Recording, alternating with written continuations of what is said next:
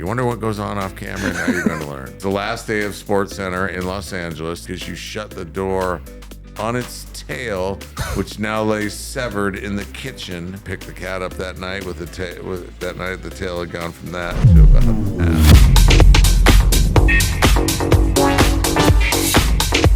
half. Needless to say, this is a conversation that has been a long time coming.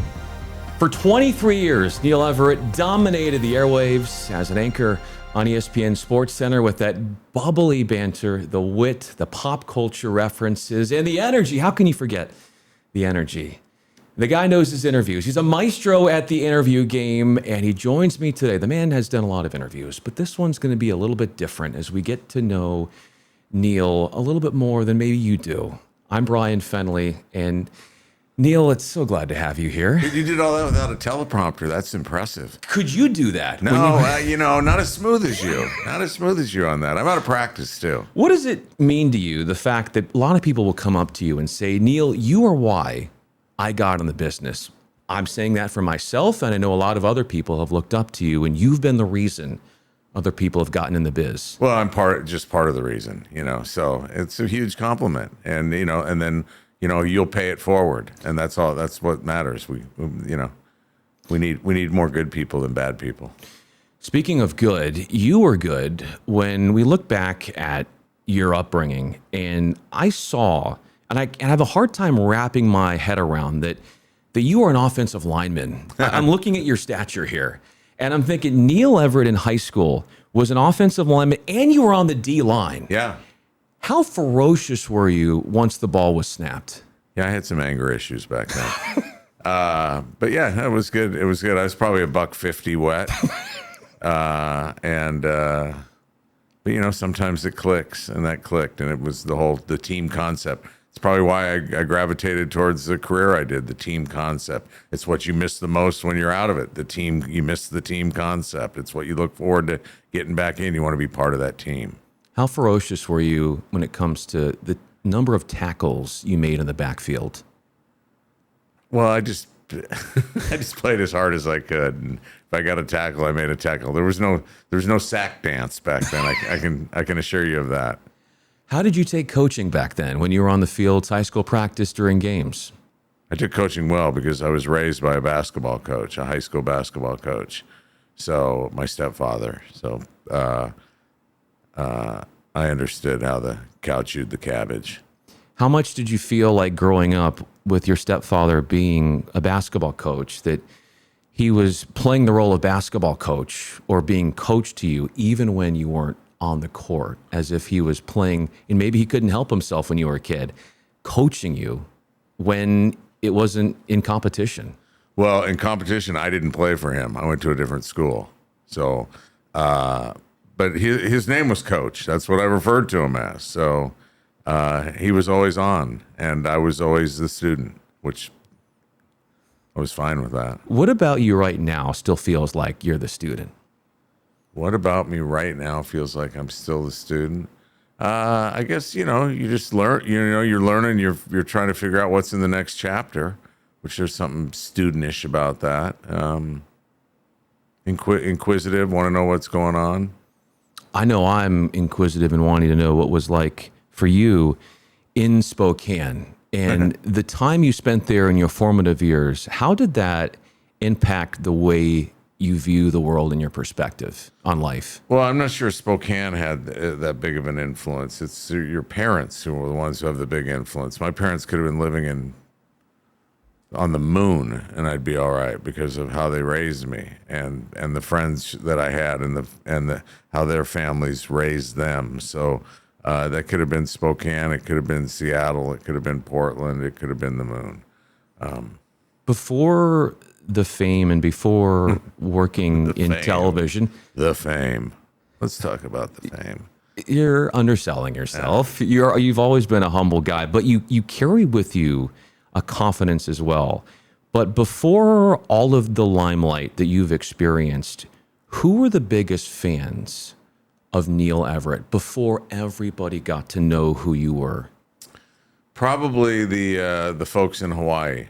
Not probably, definitely the folks in Hawaii. So I lived in Hawaii from 85 to 2000. And that is when I began making appearances, rando appearances on television in various forms, whether it was sports or news or, the entertainment feature, whatever. So the people in Hawaii, that's who I worked for when I went to ESPN. That's who I still worked for till the very end, was the people of Hawaii, because I wanted to make them proud. I wanted to make the island proud. And so it was always about Hawaii. You talked about in an interview with The Athletic how Hawaii, in a way, saved your life, and it gave you purpose through hard times. How did it do that for you? Well, it was a great spot to go in 85. I was 23. My mom had just passed away. And so it was just, let's go. And I'd gone there in 82. I'd gone there in 82 for a visit. So I went to Willamette University, and our football coach was Tommy Lee. And Tommy Lee was a member of the Lee brothers out of Oahu, who their lineage was all of Ron and Cal and Tommy. And there was probably somebody else I didn't know about too.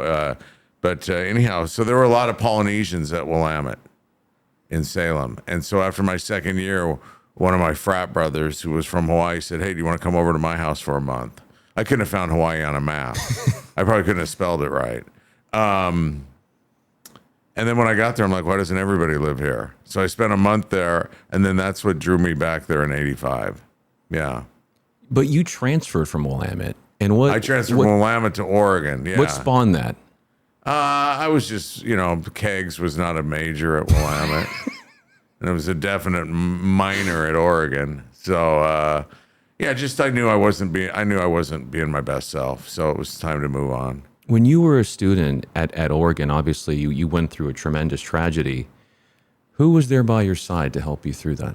Well, I had a girlfriend who ended up being my first wife at the time. So she was helpful at times. I have a lot of family in Portland, an uncle and aunt. I had a lot of people, but you can have an army. It doesn't matter. It's still one, you got to stand up on your own, and two, and your knees hurt. It's painful. It still is to this day. When do you think about her to this day the most? Her memories and how much she's meant to you?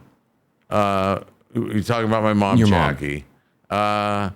I don't know if I have a specific Jackie mantra each day, but I'd like to think that she passes in front of my eyes in some form or another. If she saw what you'd become, how proud would she be of you, and what would she say to you? Probably tell me to cut my hair. She would have been very proud. Now, had things gone differently, things would have gone differently all the way down the line. You don't just change the fate in one instance and then everything happens before. Had that not happened, I never would have gone to Hawaii. Where do you think your life would have gone? I have no idea. That's hypothetical that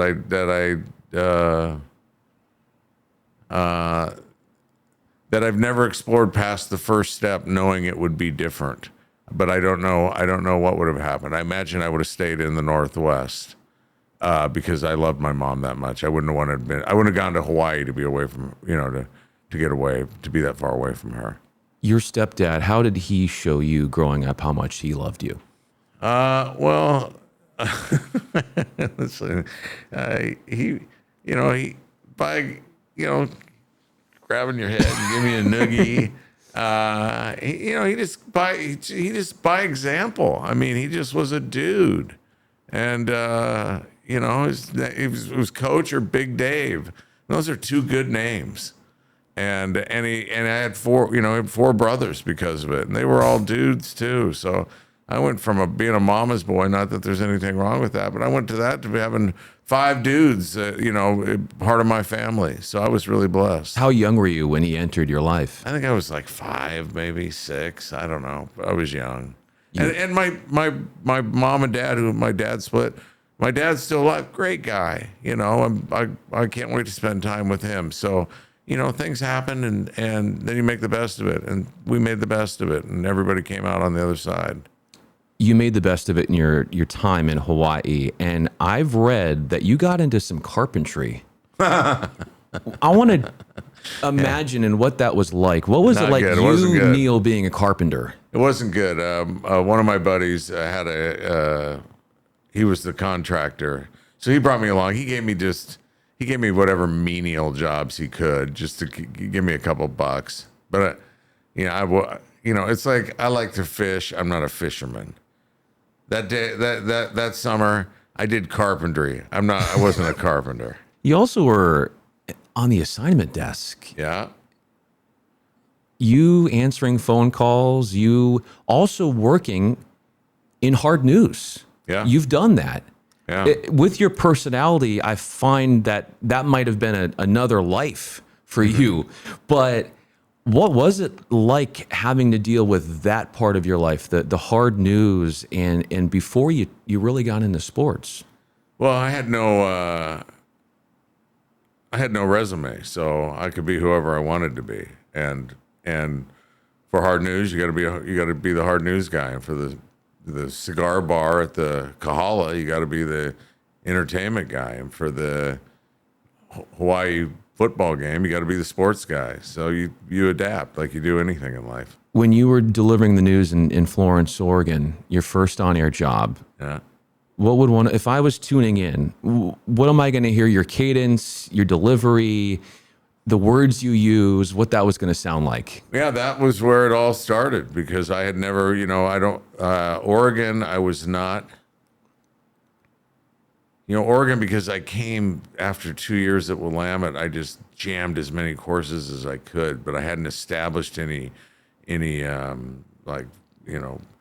road that I could walk on amongst, like, to be on the newspaper or to be like, I don't even know if they had radio and TV. I'm guessing they did in the journalism school. They certainly have it now. So, I got an internship and just clawed at it, man. Went at it. You went at it and you continued to work at it in Hawaii. The first time you got to do sports and that transition came, what was that like during your time in Honolulu?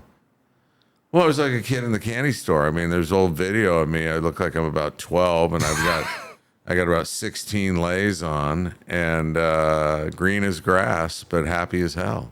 And everything worked out fine. What comes to mind if you haven't, but if you were to go back and watch some of those tapes? What would happen? Yeah, what would come to mind I think for I you? just chuckle. Yeah, so it couldn't have ended much better. It started really well for you at ESPN in 2000, but to get there, what was that like from the auditioning and then to have to audition again and that process for you? I worked in athletic administration. I'll try and make a short story short, or long story as short as I can.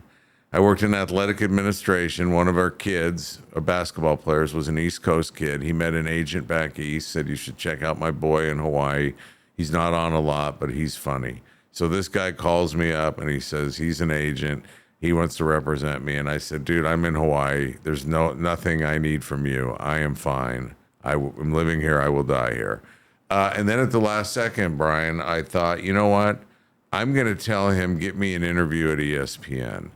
And so I made that gold bar up there. I'd never thought of that gig ever, even though I did sports on a local basis in the 66th ranked market or whatever it was at the time.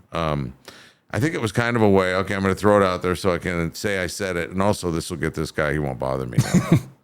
So he said, send me a tape. So I sent him a tape and he called me back and he said, "I got you an interview at ESPN. So I said, "Wow, all right, you're my agent." So I went back there, and this was my first mistake, was I didn't do my homework. I thought that I was just going to be able to kind of cool my way into ESPN. And that didn't quite work out. I was horrible. I bombed I was not good. And I knew that. I knew when I left, I knew I had nobody to blame but me.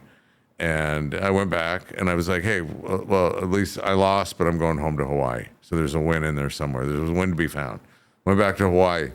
A year later, the agent called, said they want to invite you back. I'm like, "Oh, wow." So I went back, and this time I did. I knew the game plan. Same plan as last time, but I executed it. and I thought they were going to hire me on the way out. I was so happy with how I did. That was very cool, like to be back there and to, oh, there's Mike Greenberg, like this is a new guy, Mike Greenberg, and now he's like the man, so happy for him. So now I come back to Hawaii, and people are kind of looking like, because Hawaii was small enough, people knew I'd been there twice. Like, brah, you gonna get this job or what? Represent us. And like, and now I can't even watch SportsCenter because now it's like, oh God, I thought that was my job. I always say it's like when SportsCenter came up, it was like seeing a old girlfriend make out with somebody else. I'm like, oh no, I don't need to see that. And then a year later, so it was 3-year process, right? Or 2-year, I guess 2-year process, full 2 years. The guy called and said, hey man, ESPN can you be here in 2 weeks? I said, I can be there in 2 months because we're leaving the 808 hard. And we did. And we went to Connecticut, and then that was almost 25 years worth of work. What made you love your second audition so much more in how you comported yourself? I'd done my homework. And that's for any of the young people out there that are watching this, wondering, why am I watching this old guy with a peachy shirt on? You got to do your homework. You are not going to get gifted anything. You don't have a right to something. You have to go and earn it. And to earn it, you've got to know your audience, man. You've got to do your homework. Cool is the rule, but cool did not cut it the first time I walked into ESPN. I thought it would. It didn't, and that was a tough lesson. And I was unbelievably blessed that I got a second chance. That first day that you did walk into ESPN, knowing that you were part of their team, what was that day one like for you? Well, that was interesting because all my stuff's being shipped from Hawaii to Connecticut. So I go back there and I thought I'm going on the air right when I get back there. Well, they had like a 30-day period where you shadowed somebody. Well, all I went back there with were like shorts, slippas or, flip-flops, Hawaii shirts, and then suits, my TV suits. So I had 2 choices of wardrobe. I can't wear the first choice. I can't go in there, So every day I'm like walking around. I'm the biggest nerd. I got my backpack with all my notes and because I was a big notes guy, and I didn't wear the tie, but I had the coat and the jacket on, and I'm sure everybody said this guy is the biggest dork we've ever seen. So it's a process. When did it come in that process that you really felt like, all right, I belong here now? Wow. Well, I think it might have been I did a SportsCenter with Kenny Mayne, and I'm like, wow.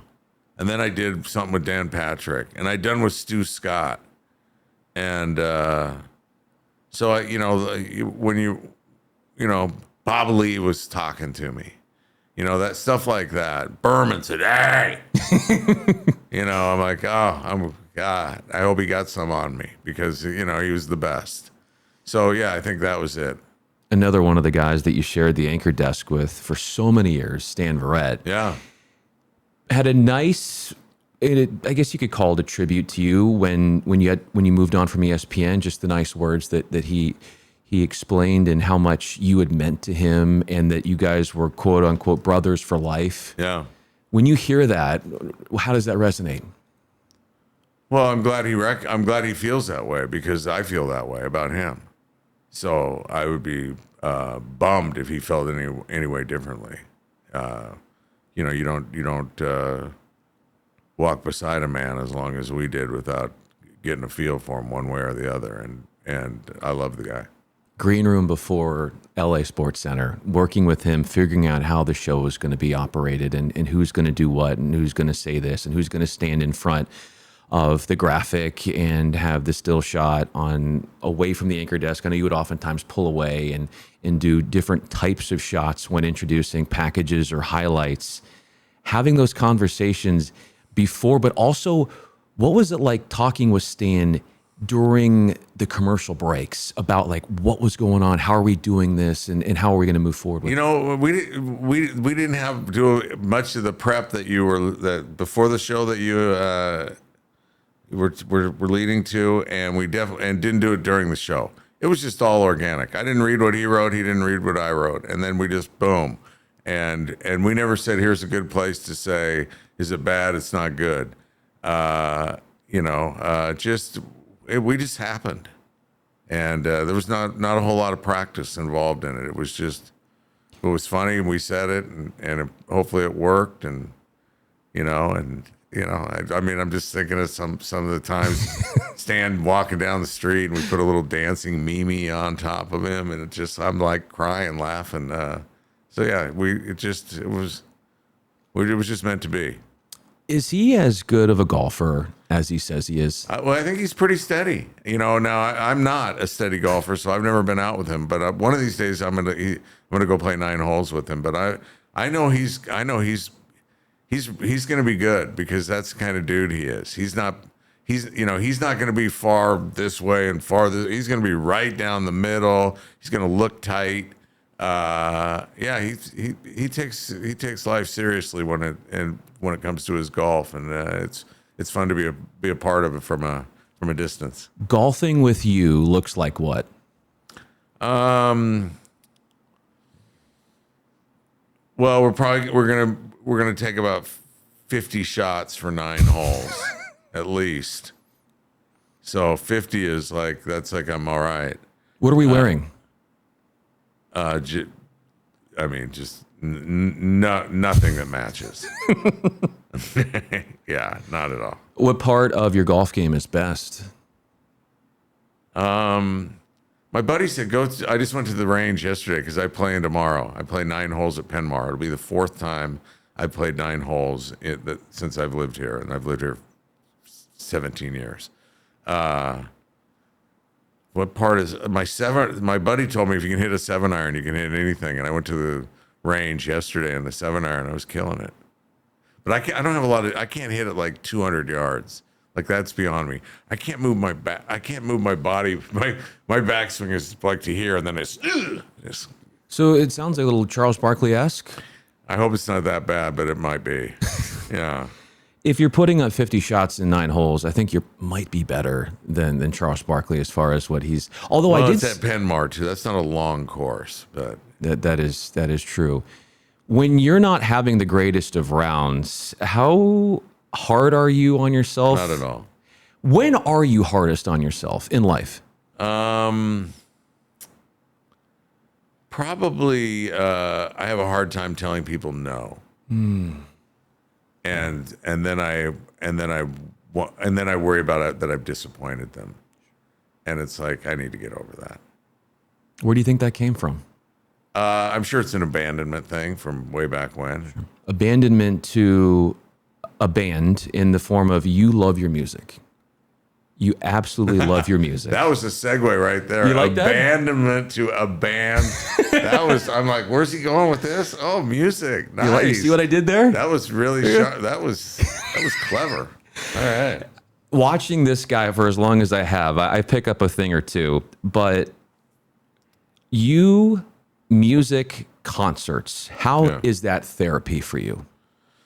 Well, it was more therapy before I got to LA because getting anywhere to a concert in LA, you need to go to therapy, anger management afterwards from the parking and the traffic and all that. So it used to be far more therapeutic than it is. But it's funny because I went through quite a period where I wasn't going and seeing as many live shows.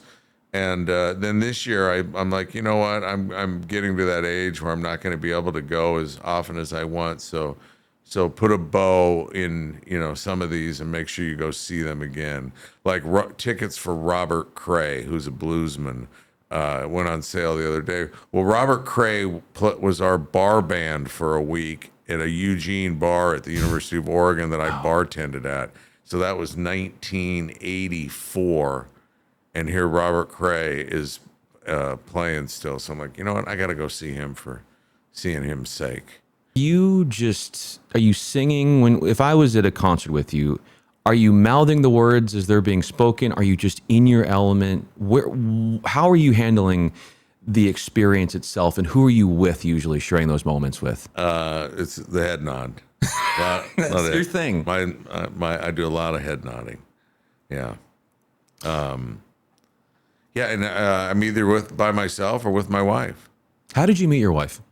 I met my wife at a fundraiser for Children's Cancer Society up at the Tiger Woods Center in Beaverton, Oregon on September 18th, 17 years ago, 2007, 2008. When did you, from that moment that you first met her, when do you feel like she finally got you? I think she got me early, and that's why it's surprising that she stuck around.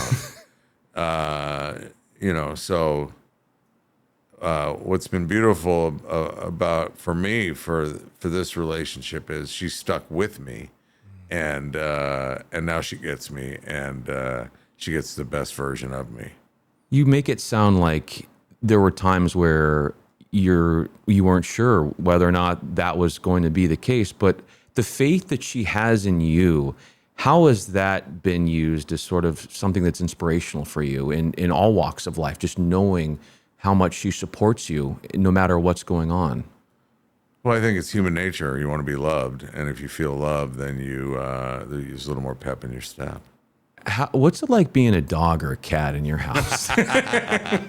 Speaking of love, it's a pretty good life. We have 3 dogs. Pickle is 14, 15. Relish is 2. Relish looks like Pickle's doppelganger. Both, and then in the middle we have the middle child, who doesn't look like either of the others. Her name is Gigi. And then we have the cat is Bando, because the cat was our next door neighbor's house. Lived at the next door. They moved and just left the cat.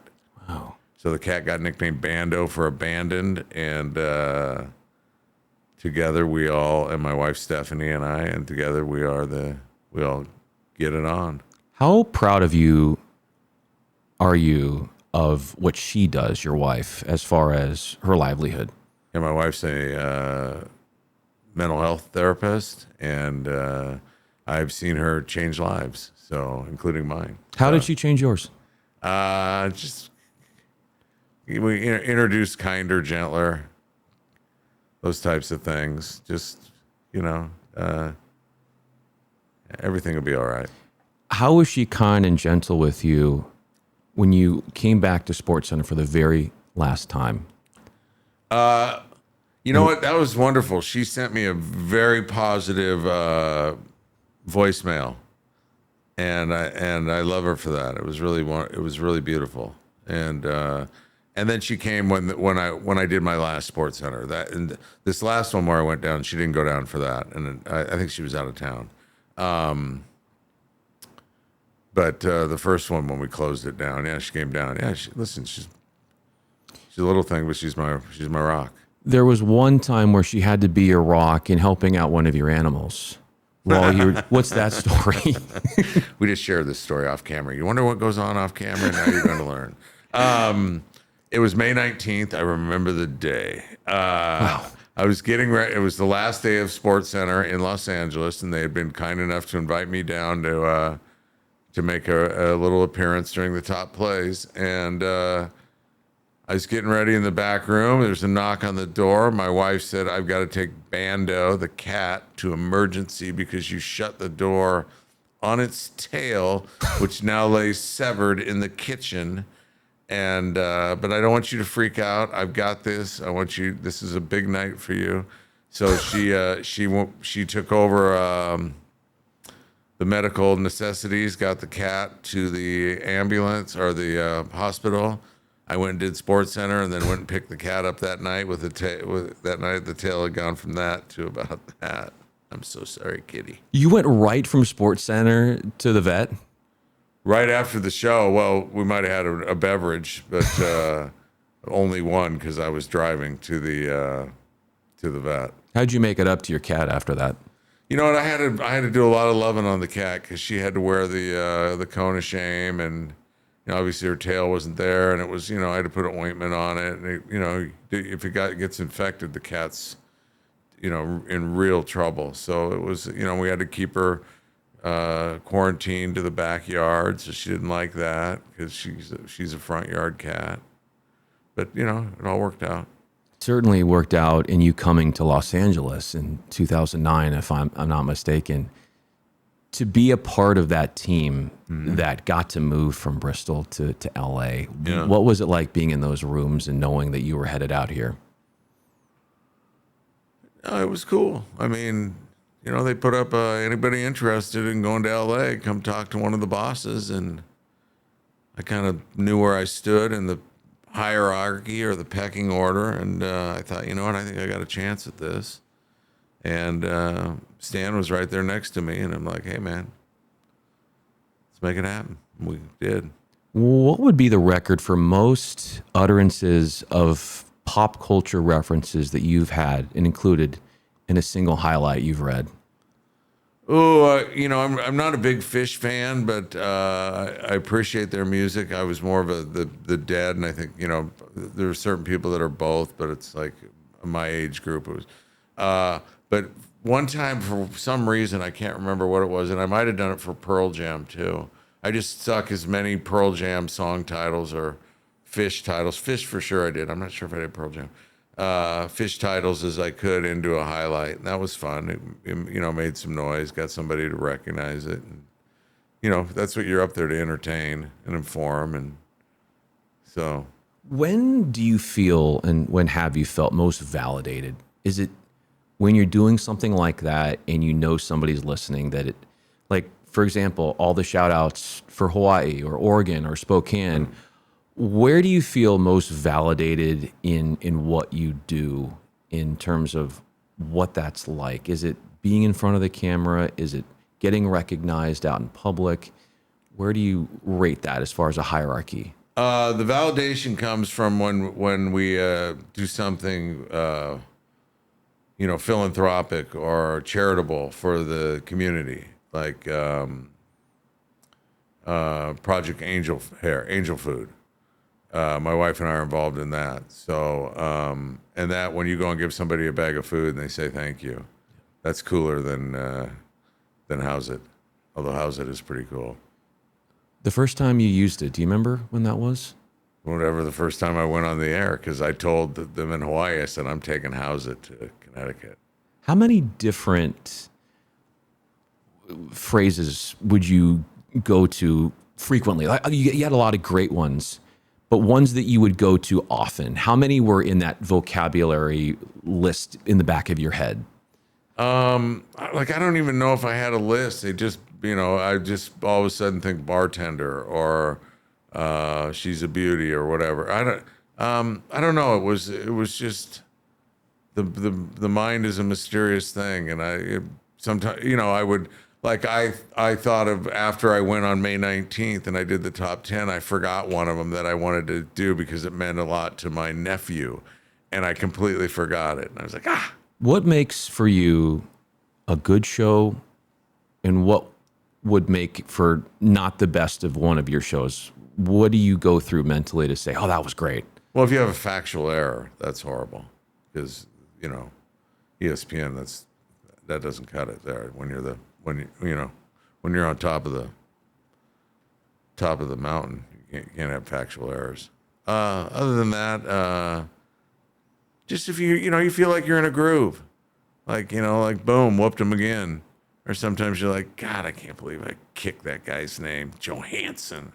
I call him Yo-Yo Hansen or whatever, So, that bothers you. And it's funny because you could listen to yourself. Like you could listen to yourself driving home on ESPN radio. They would run the SportsCenter that Stan and I had just done. And every now and then I would listen to it. And every time, without a doubt, I'd be like, God, you suck. Why would you say that about yourself? Oh, because I've just felt like it was like too many and just because you're your own worst critic. But I'd be like, but then sometimes you'd be like, oh, that was funny. Okay, good, that worked. I can tell that worked. I'll tell you what did work and has worked is your writing.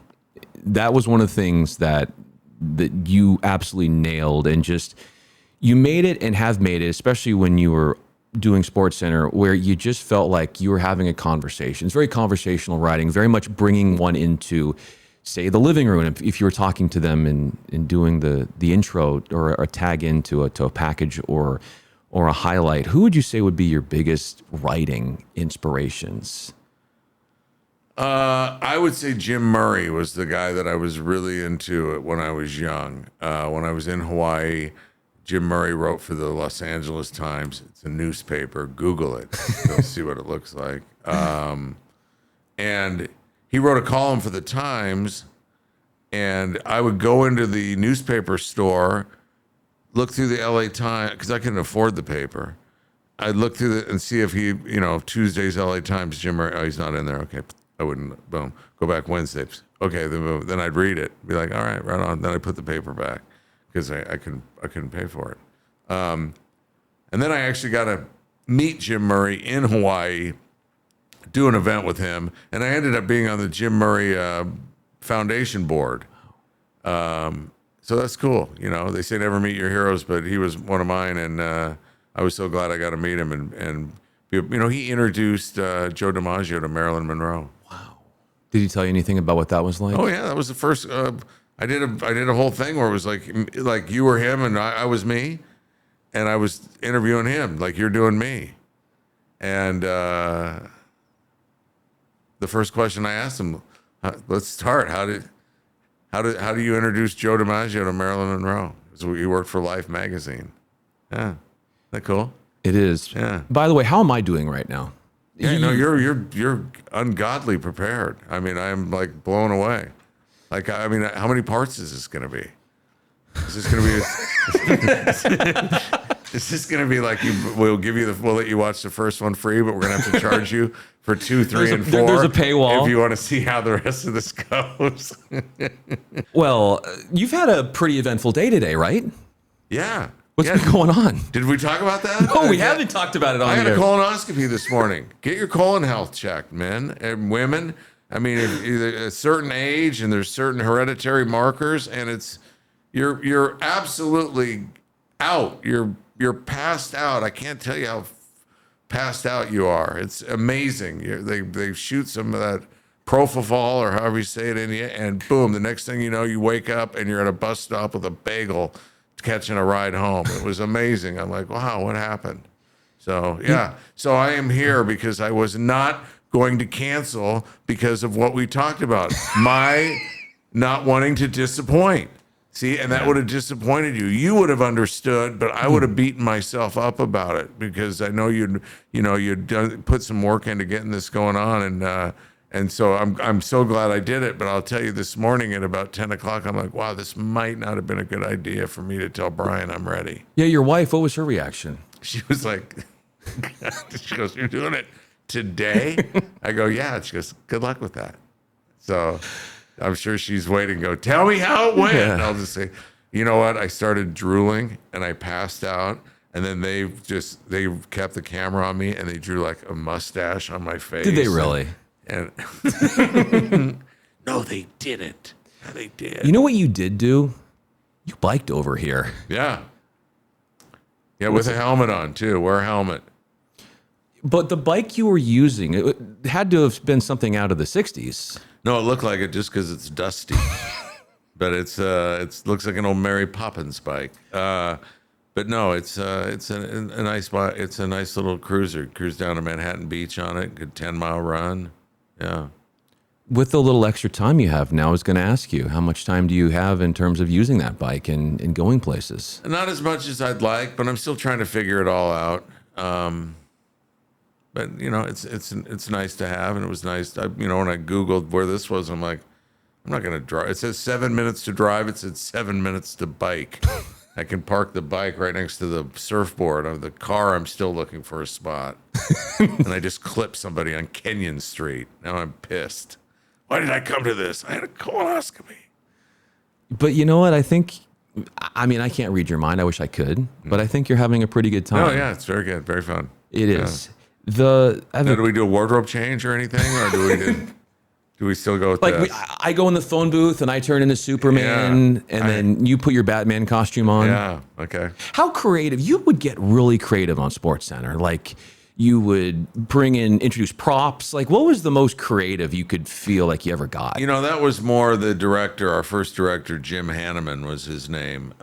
He was the guy responsible for most all the cool stuff we did. He would just say, "Hey, do you want to be like you're a Walenda on a high wire over the set and stands below you?" I'm like, "Yeah." I don't know how he did it, but he did it. He had us. You know how players do walk up music, or they're walking into the Staples Center back in the day, and they show a picture of the guy walking in. He did that with me and Stan coming out of the parking garage like we were, rock stars walking up to SportsCenter. He took care of us. We had a great time with him. I know we talked about music, but if there's a lyric of a song that you feel most resonates with you, basically describes you or your outlook on life, your perspective, what comes to mind? Be a simple kind of man, be someone you love and understand. Yeah, that's from Leonard Skinner, Simple Man. And how long has that been your motto? I just made it up right now when you asked me that question. No, you didn't. Yeah, I did. I mean, I've heard that song a million times, so I'm like, what's a song lyric that represents me? It's not the only one, but it's one that came to mind. How inclined have you been to ever play an instrument? Or I wish I took guitar lessons. I whined, it hurt my fingers. I'm embarrassed to admit that. We're not rolling, are we? And my mom was a piano player. We had a piano in our house. We had a piano in our house in our basement that was this big, and we had a pool table in there too. So a piano and a pool table in a room not big enough to fit either one. So then you got really good at these kind of shots because you get the piano. I wish my mom had made me play the piano, but she didn't, and so the piano would be the answer. What did she make you do, and was insistent that you do it? Wow, what did she be insistent that I do? Because you said that when you were not behaving, she would use her last name. No, she would use my middle name. Your middle name. Everett's my middle name. Neil Everett. That's when I knew I was in trouble. I don't know where you went on the internet, but you took a shovel and went deep, my man. I'm impressed. I'm going to take that as a compliment. That is a compliment. Anytime you interview somebody, they're like, "Where did you get that information?" That's a compliment. I remember introducing Sheryl Crow to a concert in Coeur d'Alene, Idaho. Wow, I love Coeur d'Alene. And I said, here she is, Wenatchee Junior College shortstop of the week for March 6th, whatever. And she's walking by me going onto the stage, and she goes, "Where did you get that?" And I was like, boom, I was so happy. So where did you get it?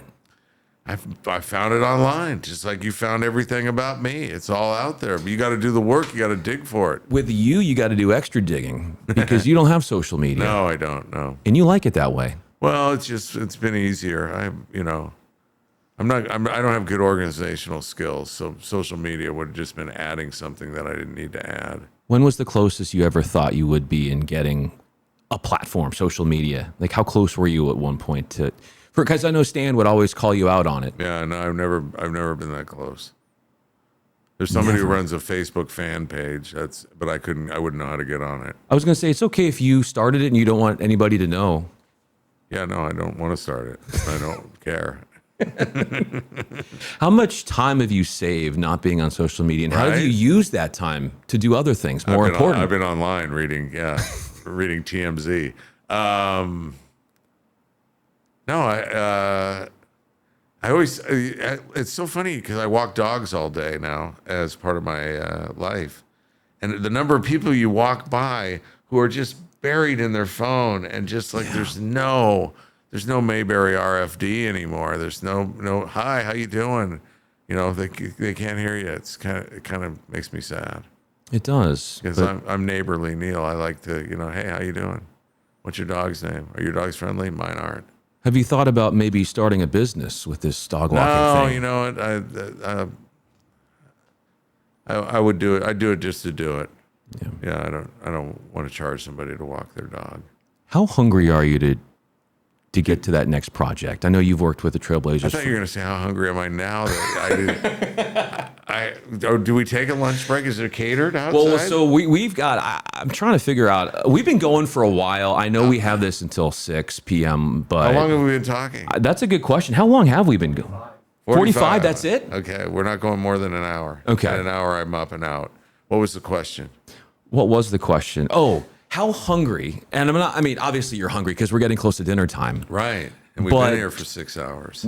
Well, coming from a guy who had a colonoscopy earlier. Right, maybe that's why I'm hungry. Thank you. That's why this feels longer than it is. You should have listened to your wife. Yeah. No, usually you do. Yeah. But to take on that next project. How the next one I have coming up? Yeah, how hungry do are I have one? Do you have something for me?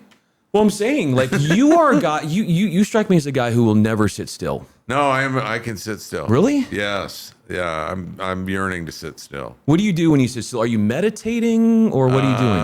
I go to yoga. Is walking the dogs considering sitting still? I would say so. Yeah, I would too. Yeah,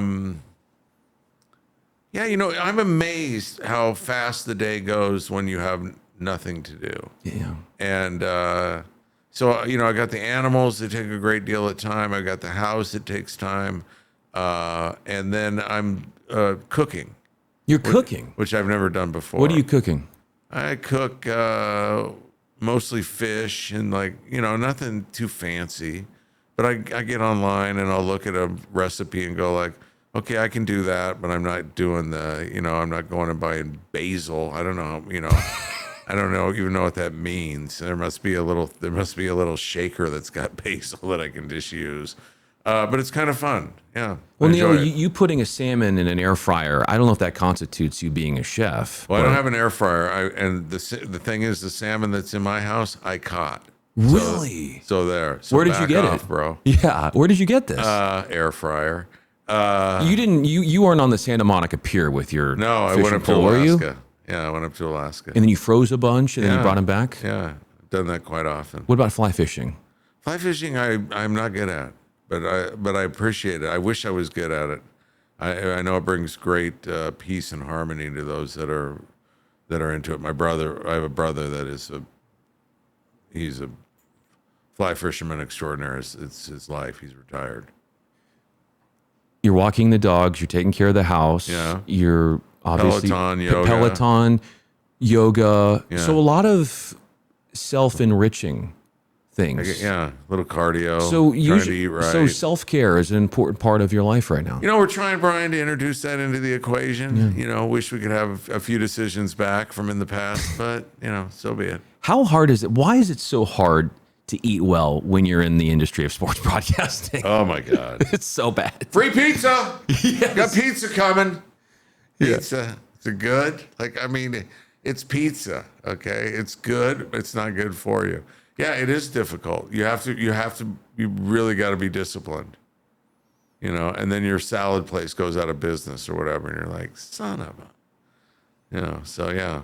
Humor has always been a big part of your life.